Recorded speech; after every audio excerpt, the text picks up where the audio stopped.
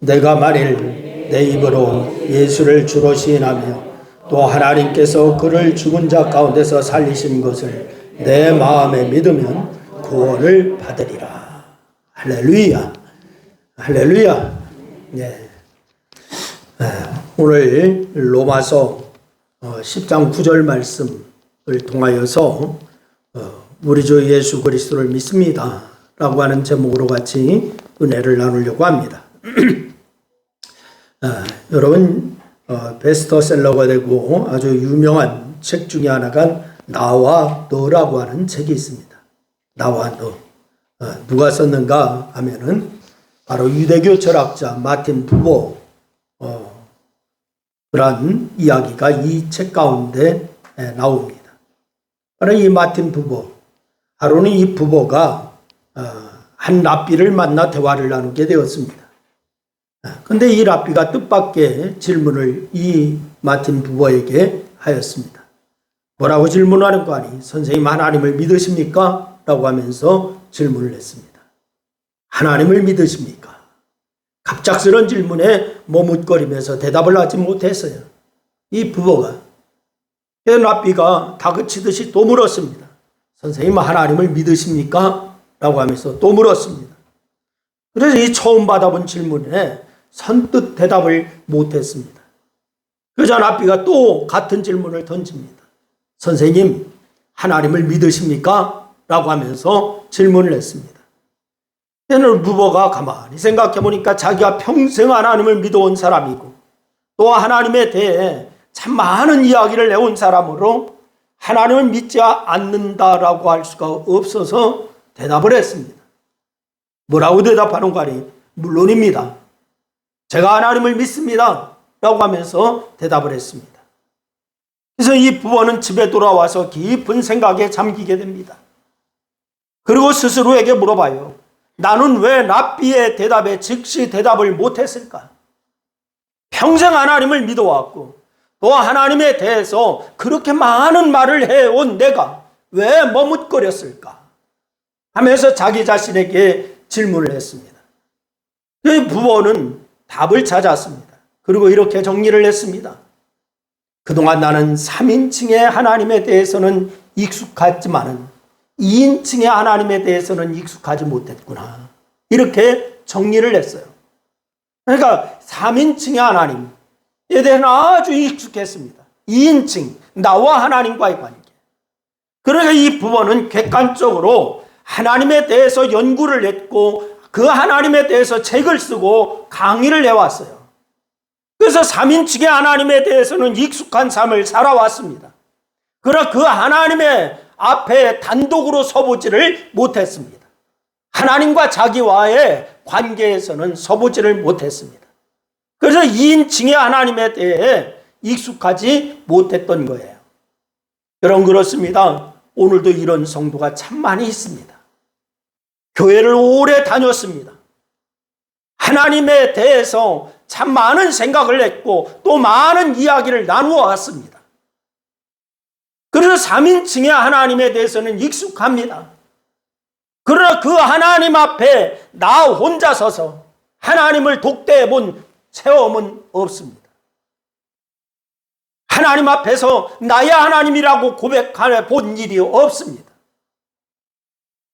여러분, 그래서 2인칭의 하나님에 대해서 익숙하지를 못합니다. 마태복음 16장 15절 말씀해 보니까 예수님께서 제자들에게 이렇게 물으십니다. 너희는 나를 누구라 하느냐? 라고 이렇게 물으십니다. 너희는 나를 누구라 하느냐? 제자들은 사람들이 예수님께 대해서 하는 말을 전해드렸습니다.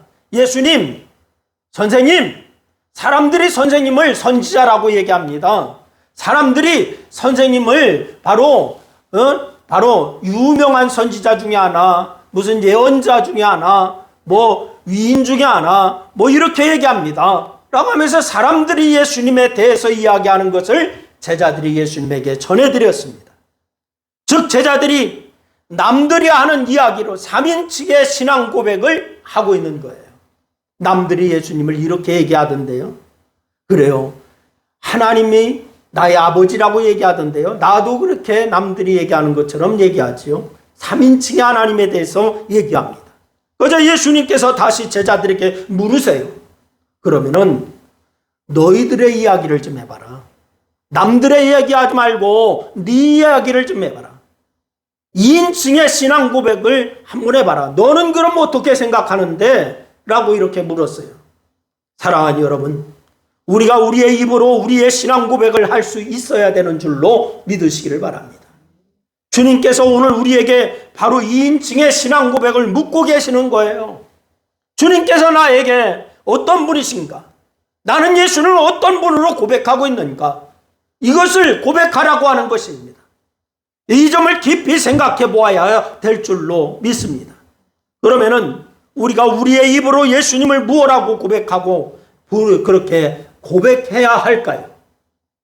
여러분, 우리가 고백을 사도신경이라고 하는 곳에 보면은 바로 그런 이야기가 나와요. 2000년 동안 기독교가 예수님에 대한 고백해온 신앙 고백 중에 대표적인 고백이 사도신경입니다. 사도들이 만든 건 아니고요. 초대교회 때에 각 교회마다 신조라고 하는 것이 있습니다. 예수님에 대한 고백, 신앙 고백, 이 신조가 있습니다.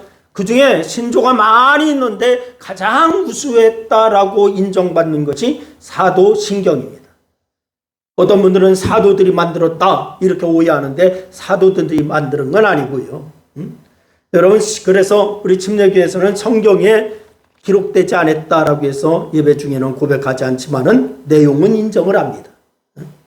그런데 2000년 동안 기독교가 예수님에 대하여 고백한 신앙 고백 중에 가장 대표적인 거, 이게 사도신경이에요. 그런데 우리 주 예수 그리스도를 믿습니다 라고 그런 내용이 있습니다.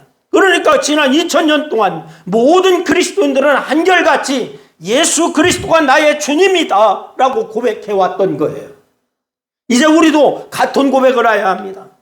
나는 우리 주 예수 그리스도를 믿습니다. 다시 말하면 나는 예수 그리스도께서 나의 주인이심을 믿습니다 라고 하는 고백이 있어야 되는 줄로 믿으시기를 바랍니다. 그런데 왜 기독교는 지난 2000년 동안 예수를 주로 고백해 왔을까요? 주라고 하는 게 뭐예요? 나의 주인이다 라고 하는 거지요. 여러분, 도대체 주라고 하는 뜻이 무슨 뜻이기에 예수를 주라고 고백해 온 것일까요? 여러분, 예수님을 주인으로 믿습니까?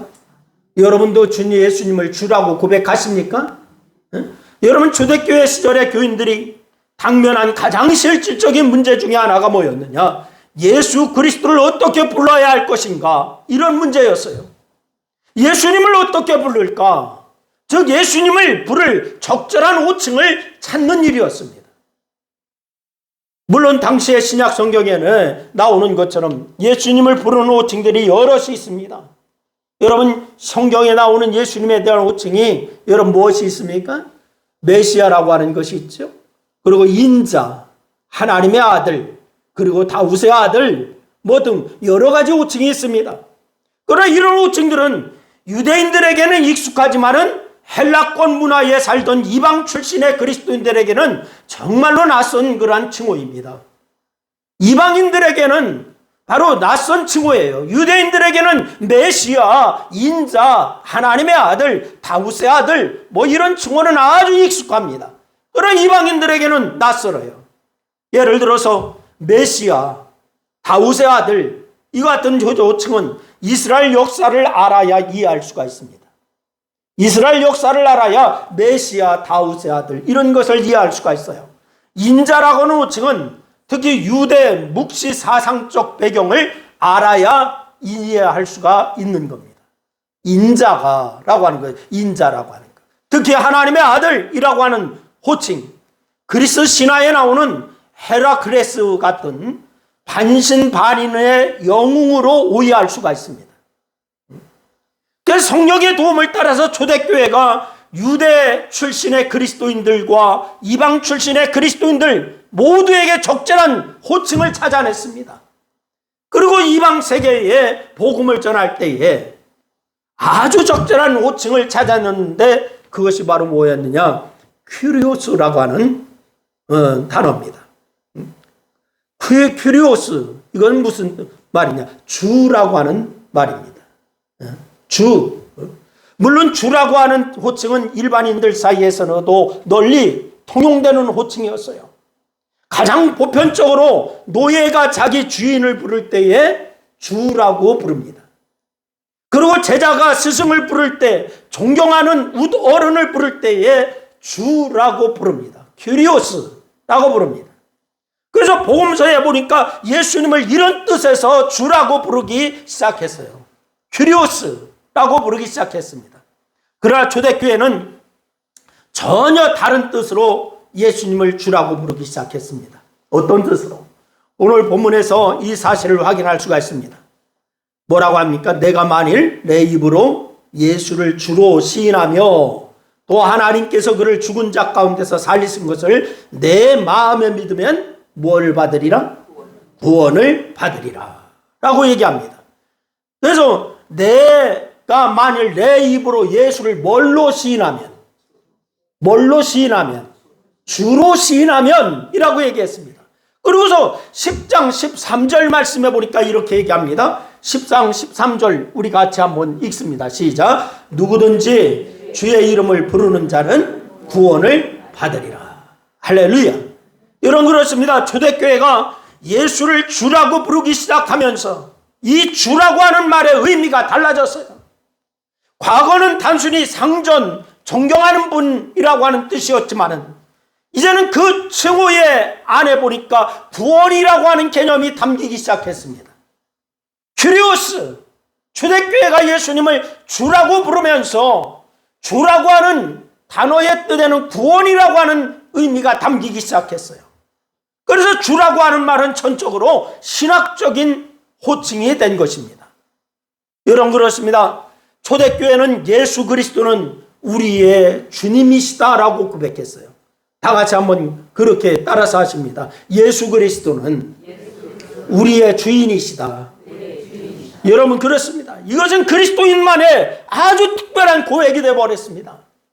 예수님을 주라고 부르는 것, 그리스도인만의 특별한 고백이었어요. 그런데 여기에 한 가지 중요한 점이 있어요. 그것이 뭐냐? 고린도전서 13장 3절 말씀해 보니까 이렇게 말씀하고 있습니다. 우리 한번 다 같이 한번 읽습니다. 다 같이 시작. 또 성령으로 아니하고는 누구든지 예수를 주시라 할 수가 없느니라. 할렐루야. 예수를 주라고 할 수 있는 것은 누구를 통하여서? 성령을 통하여서. 성령의 역사가 아니고는 누구도 예수를 주라고 고백할 수가 없다라고 얘기하고 있습니다. 초대교회 성도들이 예수를 주라고 고백하는 것은 바로 성령의 역사였다라고 하는 사실입니다. 그러니까 아무나 예수를 주라고 고백할 수 있는 것이 아니라고 하는 말이에요. 성령이 깨닫게 해주시고 고백해 해주시는 사람들만이 예수를 주라고 고백할 수가 있는 줄로 믿으시기를 바랍니다. 그래서 이 고백은 하나님께서 주신 고백이었던 거예요. 하나님께서 주시는 고백. 여러분, 그렇습니다. 오늘도 특별한 사람들만 예수를 주라고 고백할 수가 있습니다. 바로 성령의 감동을 받은 사람들만 예수를 주라고 고백할 수가 있는 것입니다. 그러면은 우리가 성령의 감동을 받아서 예수를 주로 고백한다라고 하는 것, 구체적으로 무엇을 고백하는 것일까요? 여러분이 예수를 주라고 고백하는 것, 구체적으로 무엇을 고백하는 것일까? 첫째는 예수가 나의 구주라고 하는 고백입니다. 한번 따라합니다. 예수님은 나의 구주시다. 시작. 그렇습니다. 여러분, 초대교회가 예수를 주라고 부르게 된 가장 우선적인 이유, 저들이 예수 때문에 구원받았다라고 믿었기 때문에 그렇습니다. 여러분에게 묻습니다. 여러분은 예수님 때문에 구원받으셨습니까? 예수님 때문에 구원받으셨습니까? 그리고 주라고 하는 말을 다른 말로 말하면 구주라고 하고는 말입니다. 구주라고 불렀어요. 즉 구원을 주시는 주님이라고 하는 말이에요. 예수는 구원을 주시는 주님이시다, 이 말입니다. 다 같이 시작. 그렇습니다. 그러면 도대체 구원이라고 하는 것이 무엇이냐라고 하는 것을 알아야지요. 여러분, 구원이 10원에서 1원 모질란 게 구원이 이라고 하는 그렇게 얘기들 하는데 이런 구원의 의미가 뭐냐? 왜 기독교는 구원을 말하는 것일까? 우리가 예수를 믿고 나면은 과거에 보지 못했던 것을 보게 되고 과거에 깨닫지 못했던 것을 깨닫게 됩니다. 여러분 비로소 하나님께서 살아계신 분이라고 하는 점을 깨닫게 되는 거예요. 그리고 그 하나님 앞에 서게 되는 체험을 하게 되는 줄로 믿으시기를 바랍니다. 여러분 우리가 하나님 앞에 서게 되면서 제일 먼저 깨닫게 되는 것이 있습니다. 그것이 뭐냐? 내가 바로 죄인이라고 하는 거예요. 나는 바로 죄인입니다 라고 하는 고백입니다. 나는 도무지 하나님 앞에 설 수 없는 자라고 하는 사실을 깊이 깨닫게 돼요. 내가 죄인이기 때문에 감히 하나님 앞에 설 수가 없습니다. 그래서 우리는 겸손해질 수밖에 없고 낮아질 수밖에 없는 거예요. 하나님 말씀대로 살지 못했다고 하는 점을 인정할 수밖에 없습니다. 그래서 탄식하고 절망하게 됩니다. 그것이 누가 그렇게 했느냐? 바울이 그렇게 했어요. 바울은 이때 어떻게 얘기합니까? 여러분 보니까 로마서 7장 24절 말씀에 보니까 바울이 고백하는 말씀이 나와요. 우리 다 같이 한번 읽습니다. 다 같이 시작. 오라 나는 곤고한 사람이로다. 이 사망의 몸에서 누가 나를 건져내랴. 할렐루야. 예수님 앞에 죄인이라고 하는 사실을 깨닫게 되니까 오라 나는 곤고한 사람이로다. 탄식할 수밖에 없었던 거예요. 자기 안에 있는 죄를 깨닫고 자기 힘으로 그 죄에서 벗어날 수가 없음을 절규하고 있는 겁니다. 여러분 그렇습니다. 우리가 예수를 인격적으로 만나고 거듭나게 될 때 먼저 우리는 우리 자신이 죄인이라고 하는 점을 뼈저리게 깨닫게 되는 거예요. 여러분 이 경험이 있을 때에 우리는 구원받은 자가 되는 겁니다. 여러분 그리고 내 힘으로는 그 죄 문제를 해결할 수가 없다라고 하는 한계를 뼈저리게 체험하게 되는 거예요. 여러분 그런데 이때 성령께서 우리에게 또 다른 깨달음을 하나 주십니다. 그 다른 깨달음 하나가 뭐냐? 하나님께서 우리를 구원하시기 위해서 놀라운 계획을 가지고 계시다라고 하는 깨달음입니다. 여러분 이미 우리를 구원하시기 위해서 놀라운 역사를 이루어 놓고 계시다라고 하는 점 이것을 깨닫게 되는 거예요. 여러분 바로 유일하신 아들 예수를 이 세상에 보내셨고 우리의 죄를 대신 지시고 십자가에 달려 죽으셨다라고 하는 거예요. 이제 우리는 이 예수를 우리의 구주로 영접하기만 하면은 우리의 죄를 용서받을 수가 있게 된다라고 하는 믿음, 확신이 생기는 줄로 믿으시기를 바랍니다. 바로 바울은 이 점을 이렇게 선포합니다. 로마서 8장 1절과 2절 말씀해 보니까 바울이 선포하는 말씀이 나옵니다. 우리 다 같이 한번 읽습니다. 다 같이 시작. 이제 그리스도 예수 안에 있는 자에게는 결코 정죄함이 없나니 이는 그리스도 예수 안에 있는 생명의 성령의 법이 죄와 사망의 법에서 너를 해방하였음이니라. 할렐루야. 예수 그리스도 안에 있는 자에게는 더 이상 죄가 문제가 될 수가 없다라고 하는 거예요. 여러분 예수 그리스도 안에 거하시는 여러분이십니까? 예수님 안에 거하십니까? 여러분 이미 예수 그리스도께서 우리 죄를 다 담당해 주셨기 때문에 더 이상 우리에게 정죄함이 없기 때문에 바로 이 선포를 바울이 하고 있는 거예요. 여러분 그렇습니다. 우리가 예수를 인격적으로 만나고 나의 주라고 고백할 때 우리는 주님께서 나를 죄로부터 구원해 주셨다라고 하는 점을 깊이 깨닫게 되는 줄로 믿으시기를 바랍니다. 그리고 예수 그리스도 안에서 참된 해방과 영적 자유를 누리게 되는 줄로 믿으시기를 바랍니다. 한 걸음 더 나가서 그리스도인들은 천국에 대한 확신을 가지고 살아갈 수가 있게 되는 거예요.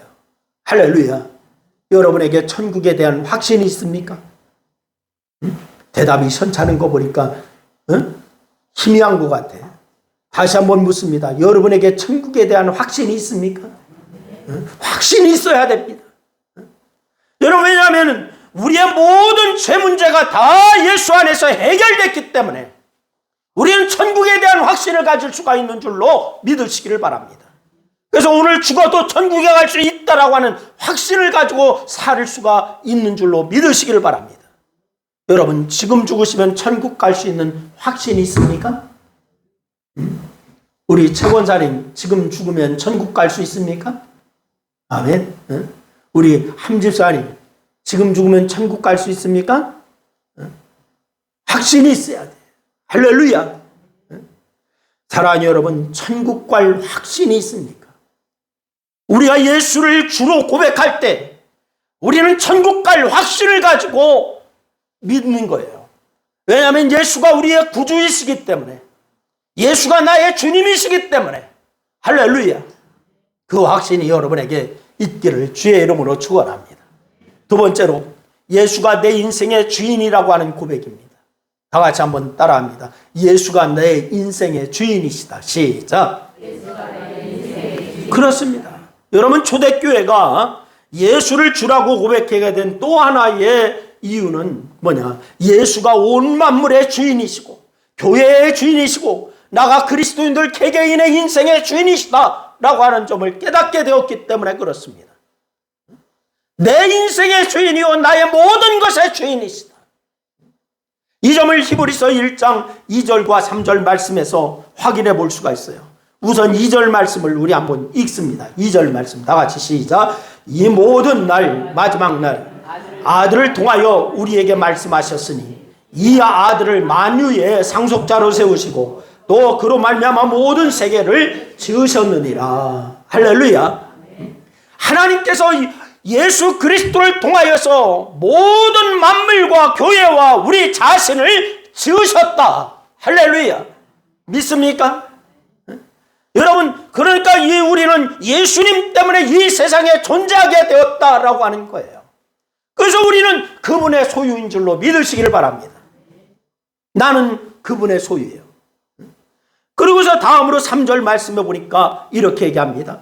3절 말씀, 이 말씀을 생각하면서 읽습니다. 시작. 이는 하나님의 영광의 강체시요 그 본체의 형상이시라. 그의 능력의 말씀으로 만물을 붙드시며. 할렐루야. 하나님께서 예수 그리스도를 통하여서 이 세상 만물을 다스리고 보살피시고 인도하신다라고 하는 말씀입니다. 할렐루야. 그러니까 우리는 예수님 때문에 오늘 생존할 수가 있게 된 거예요. 오늘 내가 이 자리에 나와서 예배 드릴 수 있는 거 예수님 때문에 가능한 거예요. 그리고 그분은 우리 인생의 주인이시다라고 하는 사실인 거예요. 여러분, 그렇습니다. 우리는 우리 인생의 주인이 아니에요. 내 인생은 나의 것이라고 주장하지만은 내 인생은 내 것이 아니야. 주님 겁니다. 할렐루야. 예수가 우리 인생의 주인이십니다. 이 점은 성령의 감동을 받은 사람들이 예수 믿고 깨닫게 되는 놀라운 비밀인 거예요. 그래서 예수 그리스도를 나의 주님이라고 고백하게 되는 줄로 믿으시기를 바랍니다. 그리고 예수가 내 인생의 주인이라고 하는 점을 깨닫고 그렇게 깨닫게 되면 내가 누구인지를 깊이 깨닫게 됩니다. 내가 누구인가? 바로 나는 예수 그리스도의 종이라고 하는 점을 깨닫게 되는 거예요. 나는 내 것이가 아니고 나는 예수님의 종이시다, 종이다 라고 하는 것을 깨닫게 되는 거예요. 이 점을 깨닫고 나면은 이제 내 인생을 주님께 맡기게 되는 줄로 믿으시기를 바랍니다. 여러분, 이제까지 여러분의 인생을 여러분이 주도권을 잡고 살아오셨습니까? 여러분, 주권을 잘못 알았습니다. 주님이 여러분의 주권을 잡고 계신 분이요, 주님이 여러분의 인생의 주인이신 줄로 믿으시기를 바랍니다. 그러면 내 마음대로 살 것이 아니라 주님 마음대로 살아야 하는 것이 정상입니다. 할렐루야. 다 같이 따라합니다. 예수님 마음대로 사는 것이 정상이다. 시작. 그렇습니다. 여러분, 찬송가 384장 찬송에 저희가 애창하는 찬송입니다. 이 곡을 작사한 분을 알게 된 후에 더욱 즐겨 부르게 되었어요. 이 곡을 작사한 분이 페니 크리스비입니다. 크로스비. 이 크리스토브는 앞을 보지 못하는 시각장애인이었어요. 태어난 지 6주 만에 바로 이 약사의 실수로 앞을 보지 못하게 되었습니다.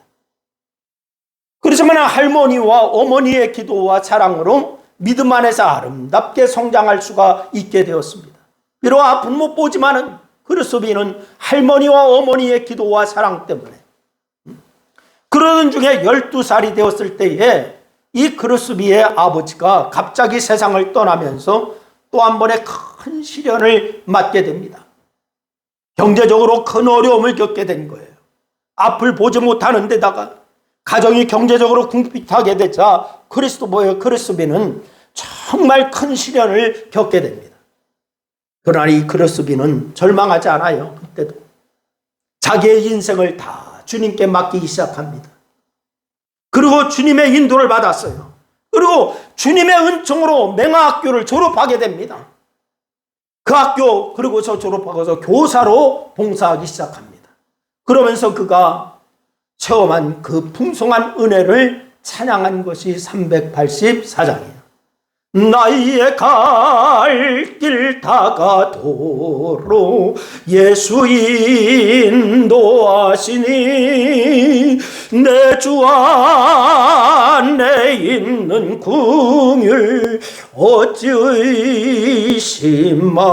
의심하리오. 믿음으로 사는 자는 하늘 위로 받겠네. 무슨 일을 만나든지 만사형통하리라. 무슨 일을 만나든지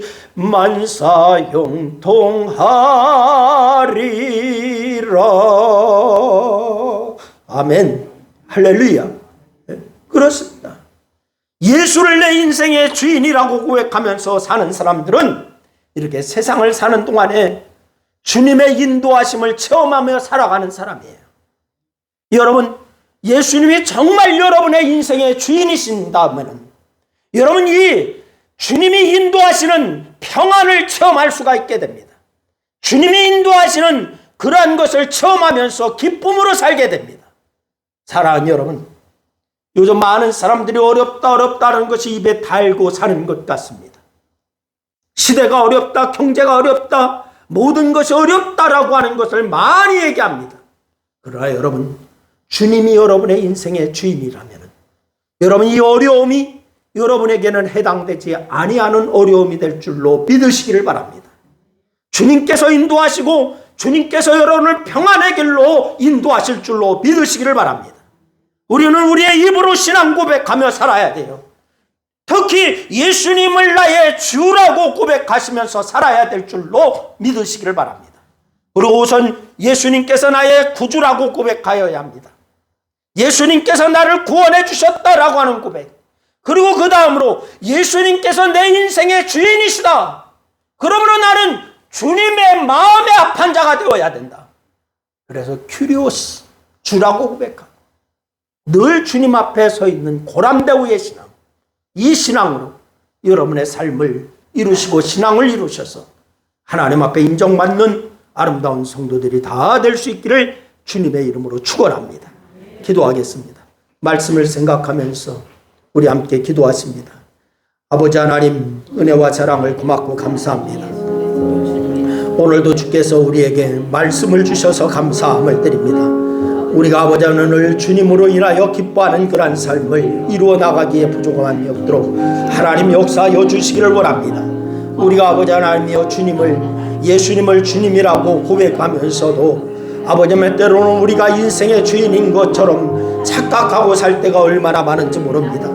아버지 하나님 용서하여 주시고 이제부터는 아버지 하나님이여 주님의 뜻을 바로 알고 바로 사는 자들이 다 되기에 부족함이 없도록 하나님 역사하여 주시고 인도하여 주시기를 원합니다. 아버지 하나님, 오늘 이 시간에 아버지 하나님 우리에게 말씀을 주셨사오니 이제부터 아버지 하나님 말씀대로 순종하는 자들이 다 되기에 부족함이 없도록 하나님 도와주시옵시고 특별히 아버지 하나님 믿음 안에서 아버지를 승리하며 하나님 앞에 아버지 하나님의 인정받는 믿음의 사람들이 다 되기에 부족함이 없도록 하나님 도와주옵소서. 우리 신광교회 모든 성도들을 축복하여 주시고 이제는 아버지 하나님이여 예수와 더불어 이제 평안 가운데 기쁨 가운데 하나님의 나라와 의를 위해서 사는 자들이 되기에 부족함이 없도록 하나님의 역사여 주옵소서. 예수님의 이름으로 기도드려옵나이다. 아멘.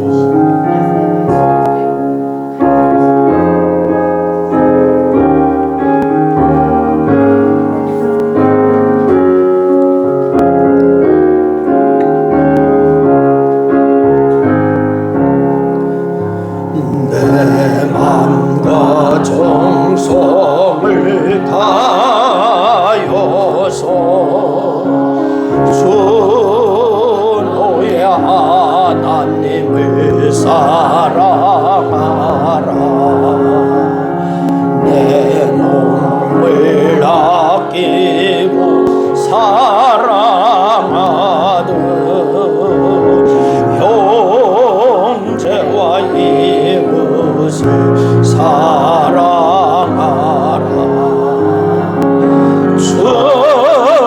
주께서 우리에게 명하시니 그 명령 따라서 살아가리. 널 미워해지는 원수라도 언제나 너 그렇게 사랑하라. 널 핍박하는 자 위에서도 신실한 마음으로 복을 빌라. 주께서 우리에게 명하시니 그 명령 따라서 살아가리. 나 항상 주님을 멀리하고 형제를 사랑하지 못하였다. 이러한 죄인을 사랑하사 주께서 몸 버려 죽으셨다. 속죄의 큰 사랑 받으니 뭐 내 생명 다 바쳐 충성하리.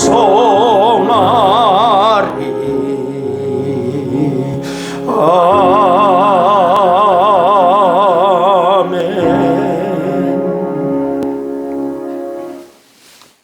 이제는 우리의 길과 진리와 생명이 되시는 예수 그리스도의 은혜와 그의 독생자를 보내어 우리의 죄를 속량하여 영생으로 옮겨주신 하나님 아버지의 사랑과 약속하신 대로 보내주신 성령의 감동과 감화를 주시는 거룩한 역사가 성호를 찬양하고 예배하고 돌아가는 하나님의 백성들 위해 예수님을 주라고 부르며 또한 주님의 은혜 가운데 승리하기를 원하는 성도들을 위해 이제로부터 영원토록 함께하옵시기를 축원하옵나이다. 아멘.